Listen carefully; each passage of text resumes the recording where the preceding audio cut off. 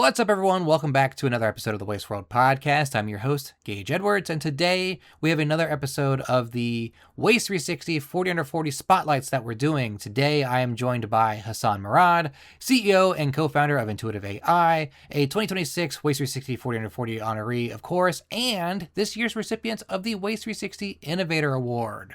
Hassan co-founded Intuitive AI and helped develop Oscar Sort, an AI-powered recycling assistant that is transforming how people make disposable decisions in real time. And today, that technology is used by organizations around the world to reduce contamination, improve recycling accuracy, and educate millions of people each year. If you enjoyed this conversation, make sure you check out more episodes of the Waste World Podcast on Spotify, Apple Podcasts, YouTube, other podcasting services, and make sure you check out waste360.com for our full list of 40 Under 40 winners and other news from around the industry. Enjoy the episode.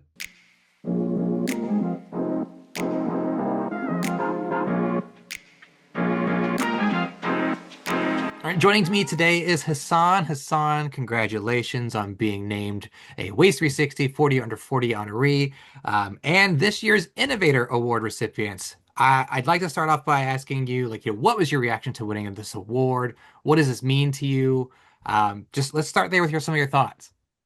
Yeah, for sure. So Gage and the team at Waste360 really appreciate you inviting us. And I think the first feeling is definitely you feel very humbled. You kind of work for years upon years, and you're getting that feedback from your customers and from people that use your products.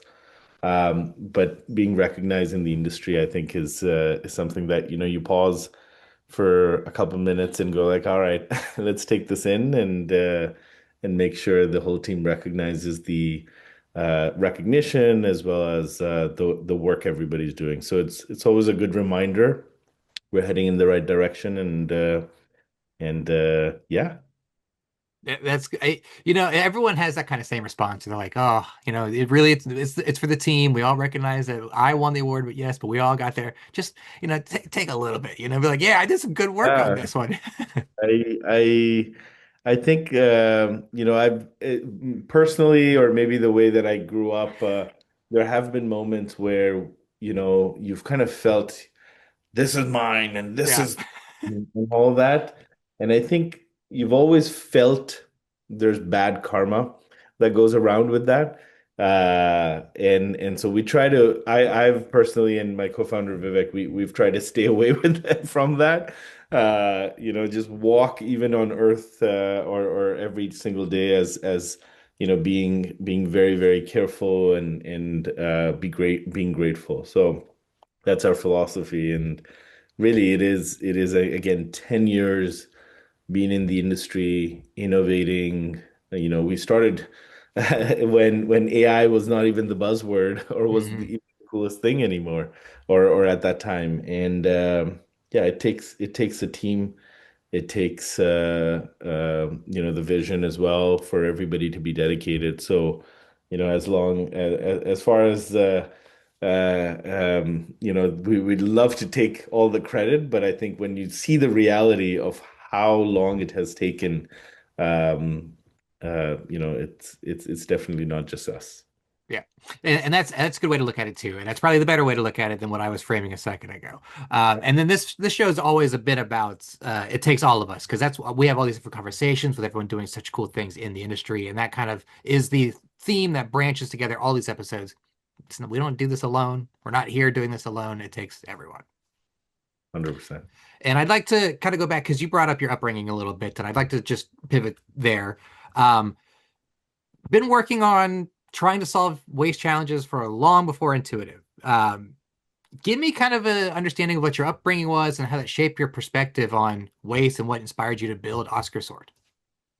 Yeah, for sure. So, I was born in Pakistan. My co-founder was born in India.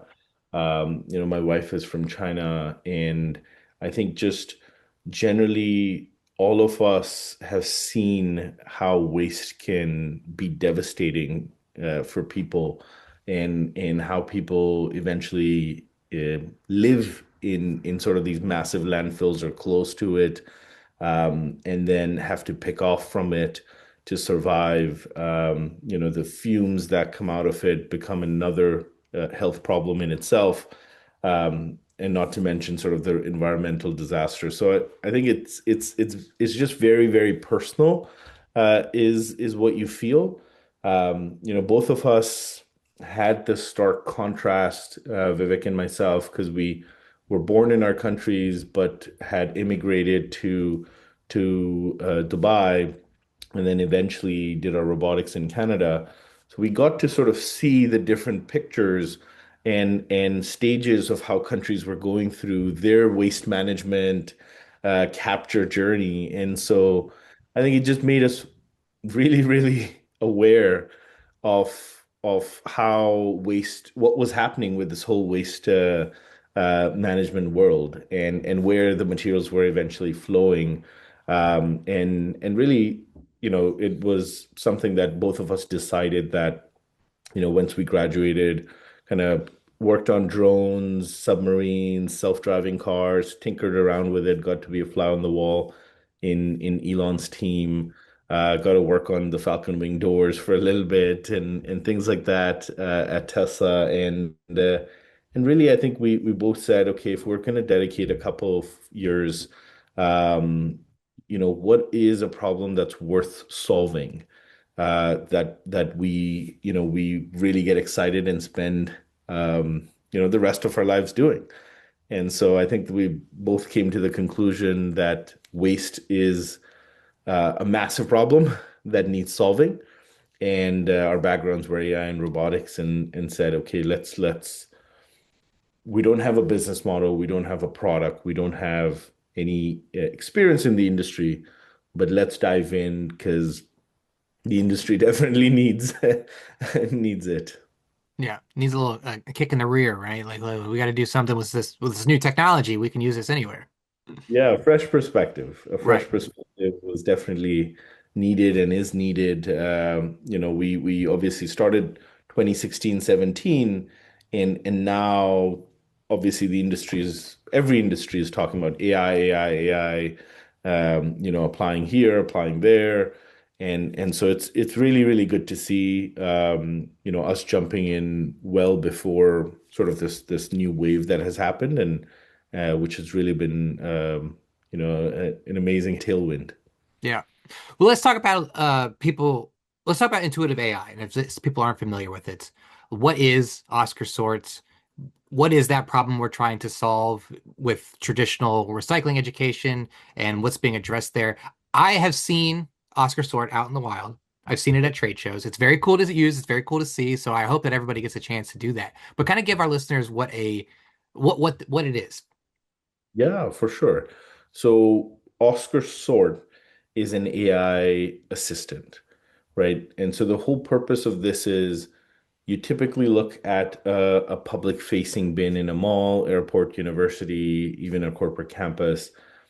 You peek inside, it is a mess, Yeah. right? We know that if a cardboard eventually or a piece of paper is now food soiled or has chewing gum on it, and other things, now you're basically degrading the value of that material. And that's been one of the fundamental problems in the industry is you can't recover waste when the value of it is just non-existent, and so you need it as clean as possible. And so that's where we had thought about where to apply our technology to begin with, and it was further downstream, sort of in the middle, and then the consumer to really sort and help because a lot of facilities kept on saying most of their waste is going to landfill because people don't sort. Our Mhm. waste contracts are being canceled because of contamination levels, et cetera, et cetera. And the China sword had just happened as well. So really where we dove in with our solutions, again, Oscar was something that we pivoted towards or iterated towards.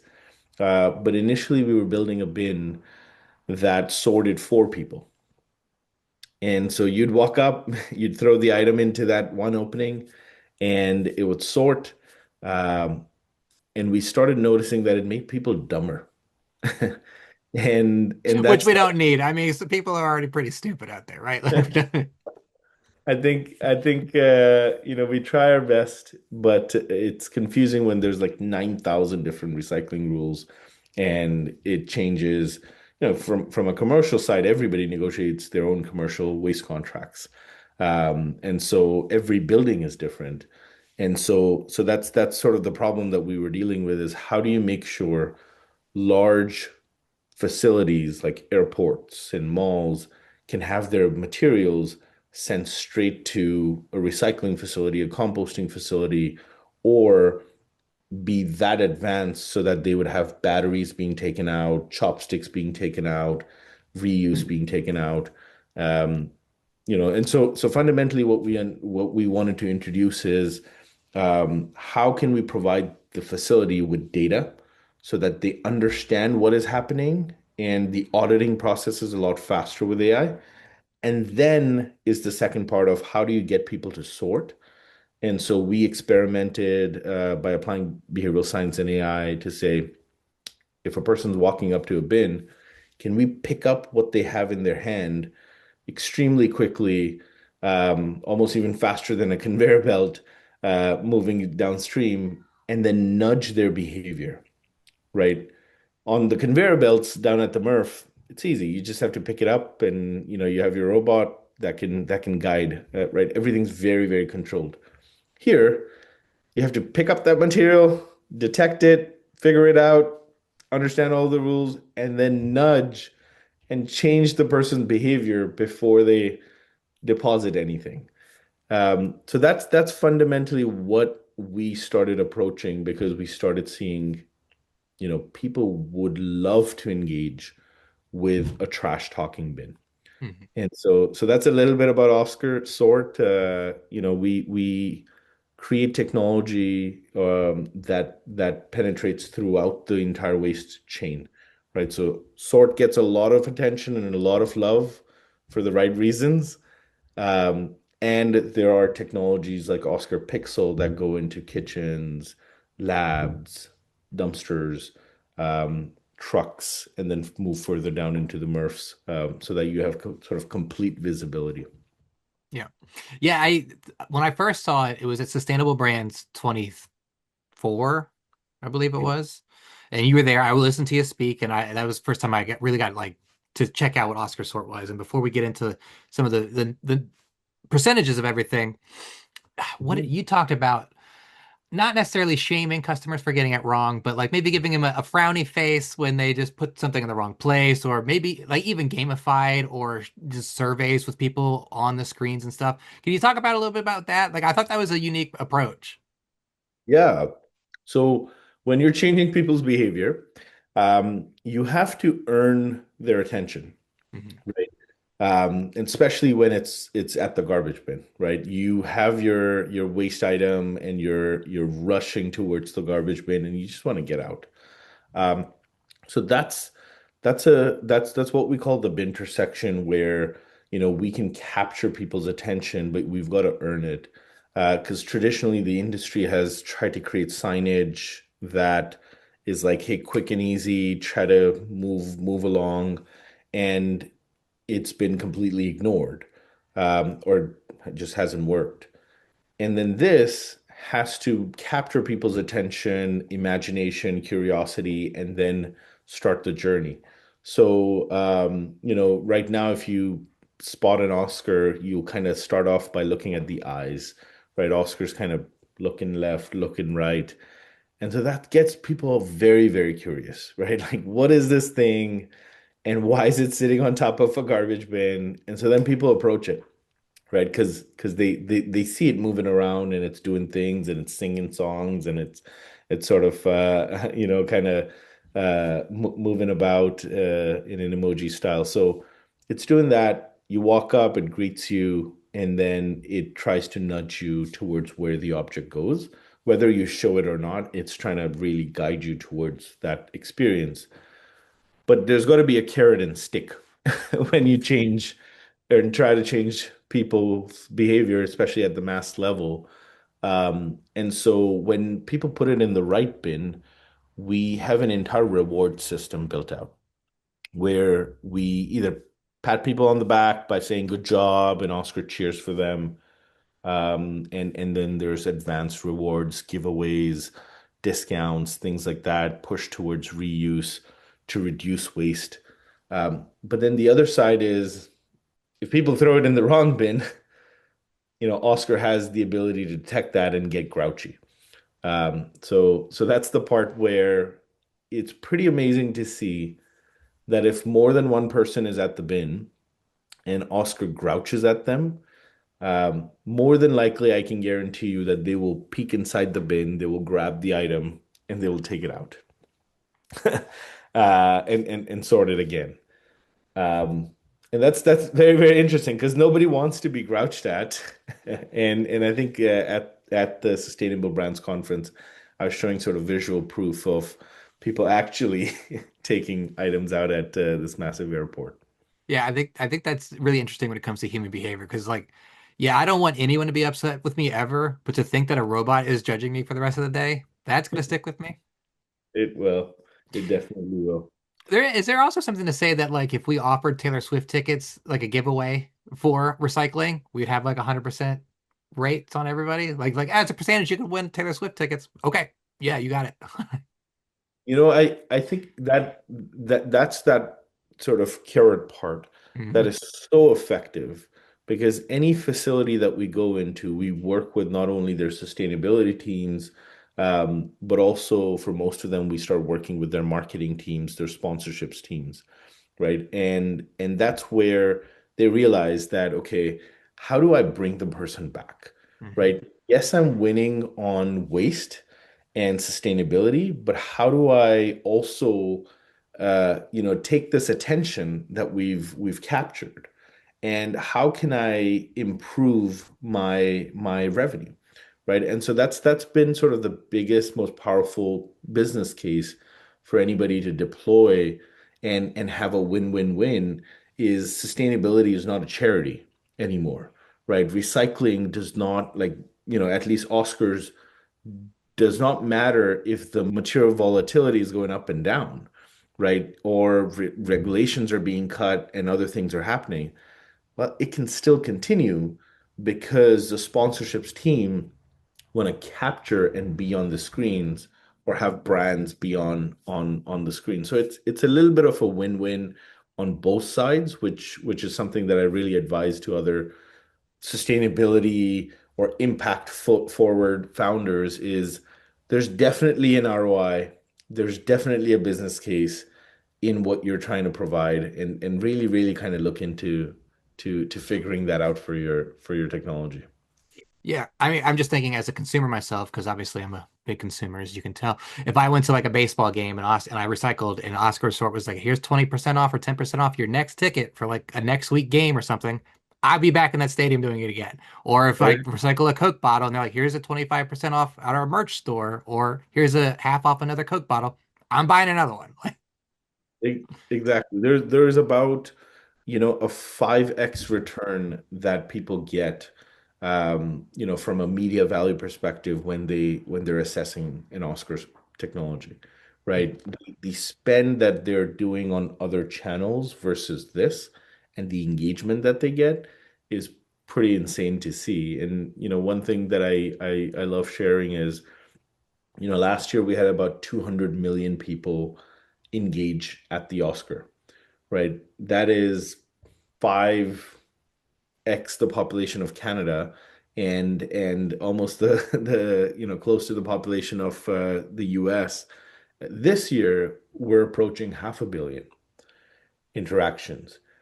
Now that and when you turn into like look at facilities, how many seconds people are spending, over a month, you're starting to see like days worth of attention, right? So we're getting like, for example, the World Cup just happened, and the cumulative decisions, the time people were spending was about 1,500 hours, right? That's how many seconds, hours, minutes that people are spending talking to a bin that is potential spots for you to partner with an organization that is either impact focused, that wants to get in front of consumers in a sustainable way. And this is where I think with EPR coming into place, and cities as well as PROs really trying to educate consumers, nobody wants to open that recycling app, right? Like there's no purpose to go to a recycling wizard, or whatever these other things are, to go and kind of search for where does my mattress go or where does this go. But we're playing games and engaging people across every single venue in that city. And so it's a pretty powerful tool to educate, but at the same time, a win-win with brands. Yeah. And I guess just knowing some about the success of it, you're looking at increasing disposal accuracy from 30% to as high as 96%. So that's pretty amazing, right? Closing in on 100% there. Exactly. That's what was shocking to us is the first time we tested this when we were moving away from the robotic sorting bin, which was a infrastructure disaster. You're like almost like an RVM equivalent. Nobody wants to put this thing in front of, like, it's so big and ugly, and you usually see RVMs or these capture systems be put on like the basement floor or somewhere hidden, and that it's big and clunky. And so what we wanted to really do is, how can we fit next to every single or the most valuable hotspots that exist, and that really started helping us change that behavior from 30 something percentage, 27% typically, all the way to 96 and even 98%. Is we're capturing people's attention and then nudging them, but also understanding different personas, right? There is the too fast, too furious people that approach the bin and they're extremely quick. They could potentially contaminate. So, what we need to do for them is Oscar detects meters away and is just simplifying the screen to like bottle here, can here, right? So it's very, very quick for them. But then there's different personas that actually want to throw something away, but also want to check out what's in their pocket, right? And then there's the kids and others that want to play games. Hmm. And that has been very, very interesting. You mentioned the Taylor Swift piece. That is how you become relevant and you earn attention. Is if you're at a Taylor Swift concert, you start not with climate and sustainability and recycling and shaming people, but you start with Taylor Swift, Right. right? She's the topic of discussion today. So start with like a trivia about her, capture people's attention, give something away, then move towards, hey, that bottle in your hand belongs in this bin. Bring it back when you're done.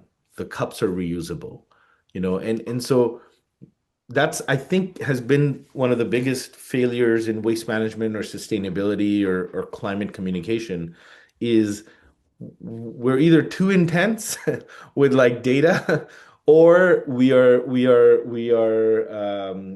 trying to really scare people, and that paralyzes people to kind of see too much data, or on the side of like the world is on fire.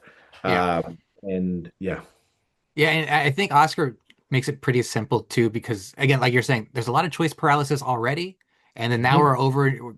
we're inundated in information and rules and signage, and you're like, I just need someone to tell me where this needs to go. And if the robot's like, right there, man, you're like, okay, you got me, cool, put it in the right spot.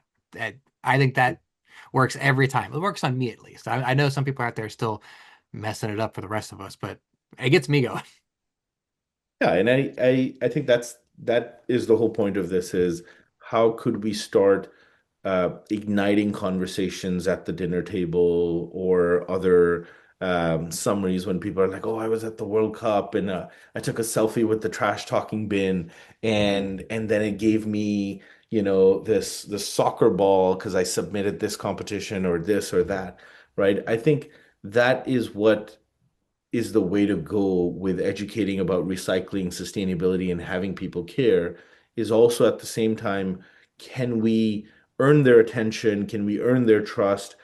And then we start engaging them with more and more information that's important, and really changing not only that behavior on the spot, but actually changing potentially that entire generation, right? And so you start with a decision, but the whole point is, can you start influencing what people really think and feel and believe, right? Because there's a belief problem in recycling and sustainability as well as, is this greenwashing? Is this actually being recycled? And that's sort of one of the biggest issues that exists, is people just don't believe. And Mhm. it's important, if you have the data, if you've got the entire infrastructure implemented, this is the point, is let's show it to people. Yeah. Let's get Taylor Swift more involved with waste and recycling. Right. There we go. All right. Let's shift gears a little bit and just talk about AI in general. Intuitive AI, it's in the name. And we all know AI, one of the biggest topics across the industry. From your perspective, where do you think AI has the greatest opportunity to improve waste and recycling over the next 5, 10 years beyond contamination reduction? I know 5 and 10 years out, who knows what AI is going to look like. 10 years ago, it didn't look like this. 10 years from now, it could be a world taking over, right? Well, what do we think? Yeah, so what we're really looking at is not just behavior change, obviously, to influence um, specific types of packaging, specific things and behaviors that happen. But what it starts getting into is working with the best brands in the world that people prefer, right? When you look at the waste streams, you see Amazon packages, you see products that they're selling, you see PepsiCo items, whether it's on the Frito-Lay side or the beverages side, you see Coca-Cola products. Um, and so those are the brands that we start engaging to, so that they understand the decisions that are being made at the point of disposal, how that waste is flowing all the way down to the MRF, right? And what happens there. And so that's where the main goal on our side is, really, can we make sure that the biggest producers of waste that eventually, unfortunately, because of the systems, end up in sort of the largest waste polluted areas, can we really influence and change their packaging as well as inform them on what is happening across the waste streams, what people are preferring as well, so that they can start nudging and changing packaging design, right? So I think that is very, very important and connected, from at least what we're working on. And that's kind of the future that we see in the next 5 years, is really this network of Oscars that's like, billions of decisions being made from packaging, not only over here, but then trillions of data points further downstream at the MRF level. Now, this is a perfect opportunity for any brand that is thinking of new packaging design, that is thinking of how can people consume more sustainable, sustainable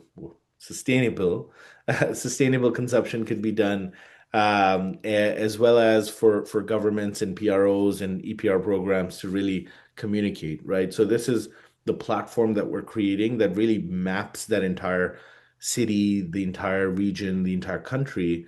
That's MRF level, consumer level, and everywhere in the middle, so that they could tap into, understand, and then design better packaging and design waste out. Yeah. And I know there's like this innate fear in the industry and a lot of industries that AI will replace people. That's a lot of conversations that I'm having when I'm going to these events and listening to AI conversations. A lot of questions that come up is, how is this replacing me? But you've Right. built technology that works alongside people to improve decisions. How do you Mhm. see the relationship between AI and the waste industry's workforce evolving? Yeah, so I'd first just mention that I think it is fundamental that we create a world and we power a world where AI is assisting and helping us, right? And I think that's one thing, not to get very philosophical, but I think we need to train it on good data, other than just internet data. Which if you look at like what AI is being trained on, and I'm talking about just Gen AI, which is like your ChatGPTs and your Claudes, etc., rather than like AI that we are doing from a computer vision machine learning perspective to detect garbage items. Very different AIs, very different energy consumptions, right? So I want to kind of demystify that in a second, but when you look at sort of where and how the world is being trained, it's from the data that's available to them, right? And when you go into Twitter or X and other areas, there's a lot of negativity, and that's where I think it's very, very important that the data that we decide to input is something that we look after. Um, in terms of so that's just a general comment in from an AI perspective that kind of we share when we're on those forums. Uh, from replacing humans, things like that.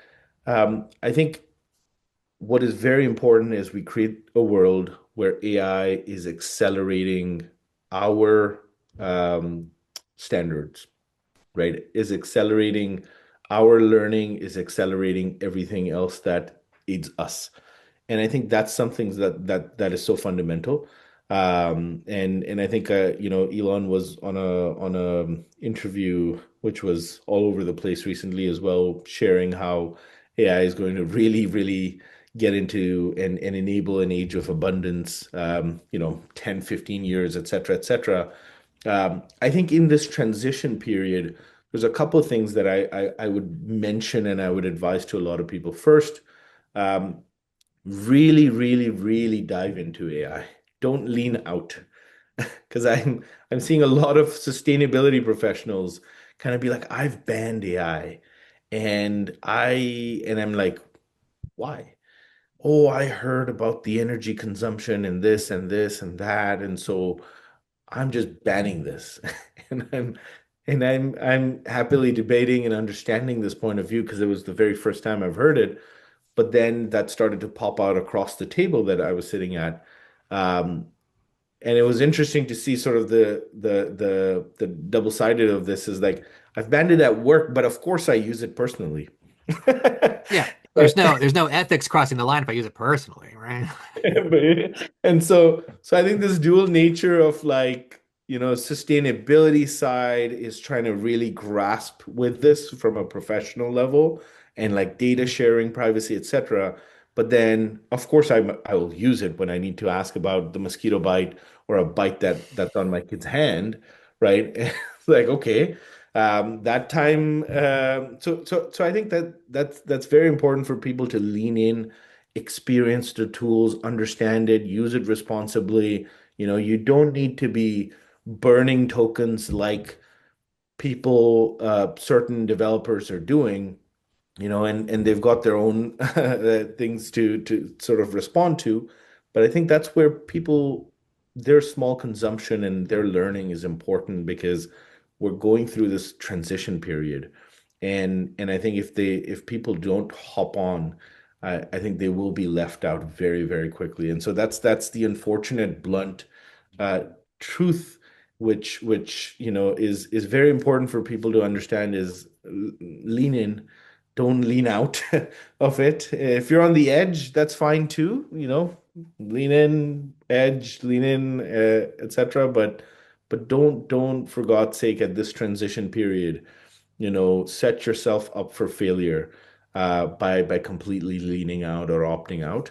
Hmm. Is what I would recommend really to most people. In terms of jobs and things, I think what we are experiencing is what I can share, as well as other technology startups and others is if Gage, I mean, you're running this podcast and Waste360 and so many other things, and you've got a finite amount of energy, resources, team. Um, if something like you probably have 1,000 ideas, right? Or let's just say 100 ideas that you want to take the podcast and the whole company to. And then you look at like how much energy you have.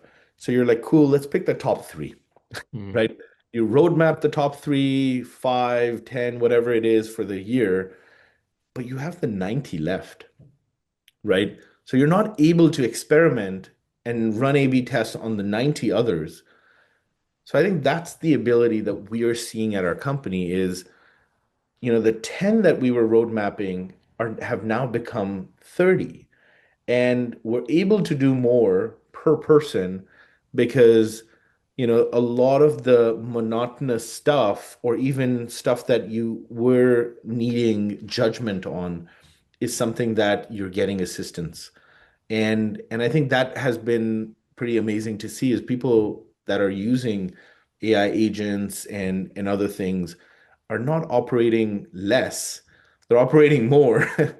And it's not like the work has gone away from their plate, because we just have an unlimited amount of ideas to do, but we keep on optimizing it by the function of what can I achieve? Mm. Because I have a limited amount of energy to get stuff done in a day, right? So I think your universities, malls, airports, others that we deal with, I think that's what the exciting thing is that they've got ideas, they've got projects that are very expensive to do. They could do it at a lot cheaper, sort of reasonable cost because you've got a worker that could go and crunch the data and write the reporting versus having teams just dedicated on that. But those teams could do all of the 90 other ideas and work on them. Well said. Yeah, I think that's great. I've always looked at it as a tool, not to replace anybody. It's like, okay, cool. I had a stone once, but now I have a hammer. Great. Doing things a little more efficiently and I get the more stuff done. It's a tool. I'm still here. They still need me. I'm going to Yeah. use it to make my job better or things for me better. Shifting gears again, away from the AI. I guess we could sit here and talk about AI all day until it evolves into us, right? Let's talk about some leadership going on. You're a 40 under 40 award winner. There's some chutzpah with that. Like you know stuff now, right? People look at you as like that's a guy who's won an award. We could trust him. So I guess when talking about intuitive AI, what's been some of the bigger leadership lessons you've learned while growing your company, the business?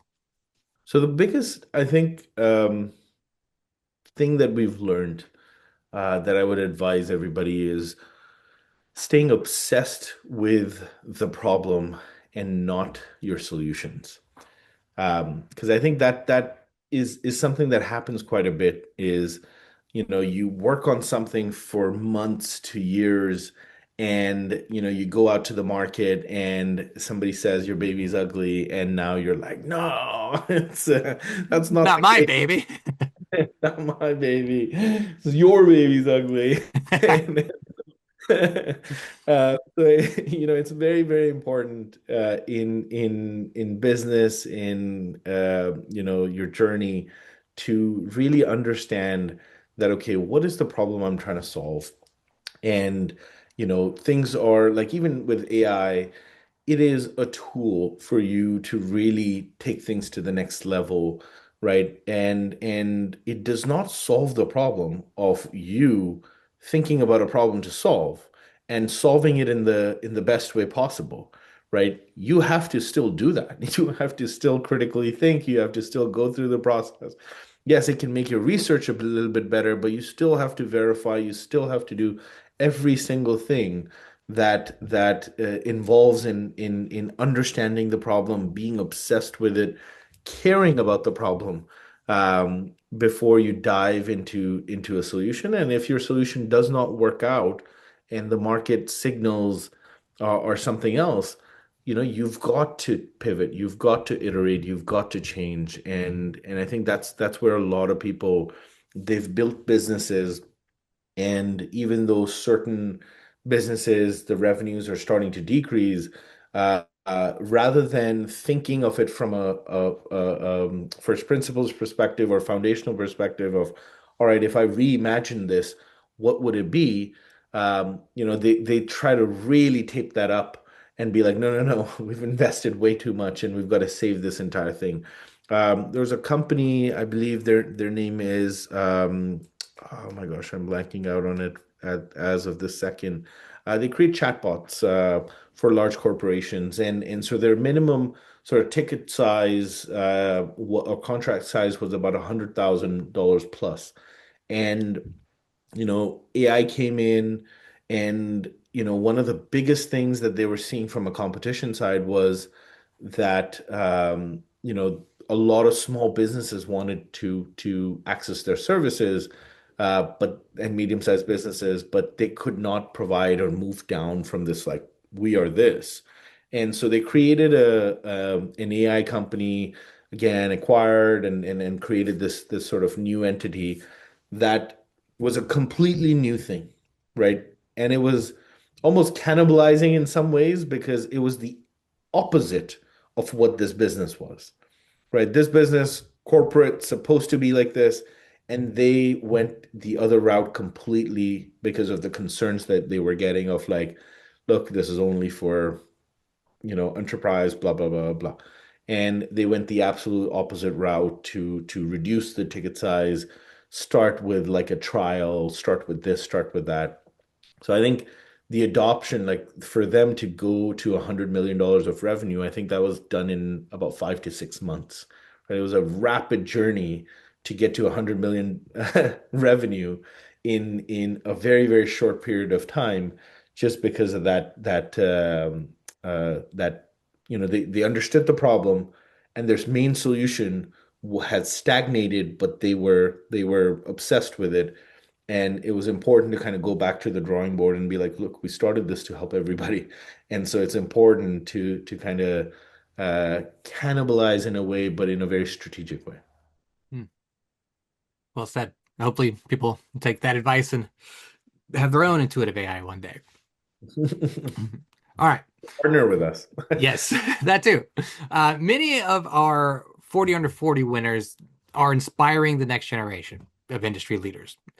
What advice would you give outside of the stuff we just talked about to students, entrepreneurs, young professionals who want to use technology to solve real world sustainability challenges? Yeah, I would really, really, again, re-echo that previous thing one more time because from a founder level, from an entrepreneur level, I get a lot of questions every single day. Somebody's like, hey, can we chat? I'd love your input on this idea. And everybody gets straight to the solution, Mhm. right? It's like, this is the solution and this is the thing, and it has AI and it has this and it has that. And I think what I'm trying to spend most of my time doing is what is the problem? What is the problem? Do we understand the problem? And are you really, really tackling that problem? And or is this sort of a plan to eventually sort of, build an ecosystem, build a platform? So I think that's where the simple advice would be really start with a problem, and again, do not be married to solutions. Hmm. Great. Good. Okay. That's everyone's homework. And then lastly, here, as we're looking ahead, not just for your company, but the future of waste and recycling, what excites you the most?